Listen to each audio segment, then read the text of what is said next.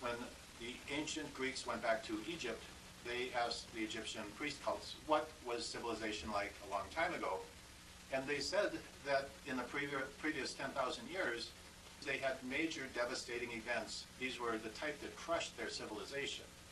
Not wars, not pestilence, but dramatic physical events that literally crushed their civilization back into the cave ages. And we see the devastation in cities in South America, ancient cities that are now being discovered, which were obviously destroyed by massive earthquake-type situations. Earth definitely, without question, has had major earth changes that have destroyed entire civilizations, and the indication is that it was not that long ago. The concept of a pole shift, in other words, the Earth moving its either magnetic or physical pole, has come up many times when we hear people talking about Planet X. Mountain ranges would form, oceans would form huge tides, and this would not be something you'd want to face in everyday life. It would be a very violent event. There's evidence that in the past, such as the Ice Age and mastodons being frozen instantly with still undigested food in their stomach, all over the Earth, there is evidence that in the past we have had polar shifts or some type of cataclysmic event on Earth which happens in cycles over time. If this is in fact true, there would have to be evidence of these passages, ecological evidence, archaeological evidence that shows the calamitous events that transpired during each passage. Our Earth gives evidence that we have had periodic pole shifts. There's mountain building in and of itself is evidence. These mountains are like pushed together. If you're in an airplane and you look down at foothills, for instance, it almost looks like a rumpled blanket, like somebody took a blanket and pushed it and rumpled it. Mountains are forced upwards with great masses of rocks snapping. This is signs of great pressure, not the gentle squeezing and pushing that happens with earthquakes at all. Indeed, our Earth has had these periodic pole shifts. You can see that in the evidence of the Earth. Go back every time period and you can see other changes during these passages. And when we have pole shifts and violent geological earthquakes and changes and the like, tipping of the Earth and shifting of the crust, volcanoes explode. And when they do, there's a lot of molten lava pouring out. Well, lava, being molten, will line up with the current magnetic field. And when lava hardens, that it's a permanent freeze, indicating the direction of magnetism at that moment in time.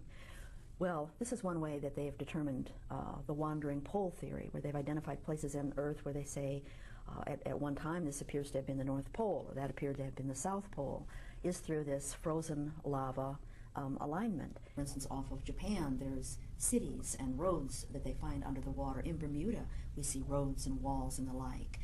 Likewise, land can rise. Atlantis is rumored to be a continent that went under the waves during one of these cataclysmic passages. Back around 1650 BC, or if you want to give it a little more leeway, between 1500 and 1700 BC, there is considerable evidence for a calamitous event. In fact, there are stories from that time showing certain civilizations came and when certain powers that be were overthrown at the time because of the celestial events that were happening and the earth changes that were happening. The last passage was during the Jewish Exodus, approximately 3,600 years ago. Nobody knows for sure the exact date because during these passages, mankind is just discombobulated. They stop keeping records. Records are lost. so nobody can exactly pinpoint the date. There is a pattern to the cataclysms on Earth. If we go back every 3,600-year period, we see that some major world catastrophe happened. There are other changes happening in the solar system.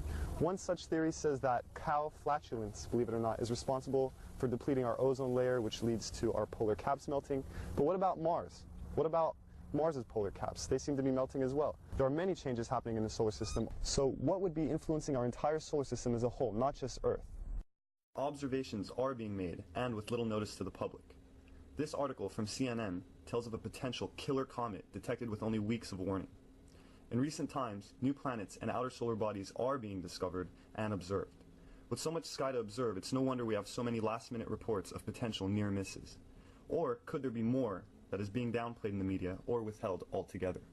There are a lot of probes that we send to Mars or to the outer planets to do imaging, which could also have black ops projects attached to them that the public isn't going to know about. So if we send an orbiter to Mars to do a main mapping mission, it might have other black ops projects attached to that satellite collecting its own data that we're just not going to know about. And if they need to take into a full account the main mapping mission or take over that project for their own purposes, that satellite is gone. It becomes a black project. And people aren't aware of those facts. The observatories around the world, many of them are very aware, acutely aware, and very worried about this inbound planet. You really need to look at what's happening, the weather irregularities, the changes in the Earth, and think of it in terms of these periodic passages and make up your own mind. We don't have to have a collision for something to affect us. It can affect us at a distance. It could be on the other side of the sun, have a very large discharge into the sun. The sun could erupt with a full coronal discharge, which means it would come off in all directions from the sun, and we would be very affected. Our weather would be very affected, and this new object, Planet X or whatever you would call it, would be very far away from Earth.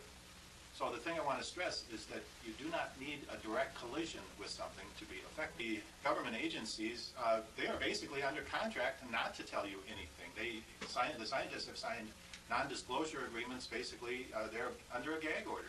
It is impossible to go to a scientist and get a news release directly. You have to go through an official news release agency, and they would give you information that has been blended and made nice for you. They would put out possibly a web page that is equivalent of third-grade information and hope that the general public takes this as the information that came out of NASA. When they have all this sophisticated equipment and incredible amounts of information, and today's populace is very sophisticated and intelligent and well-educated, it's really an insult, the information that they're putting.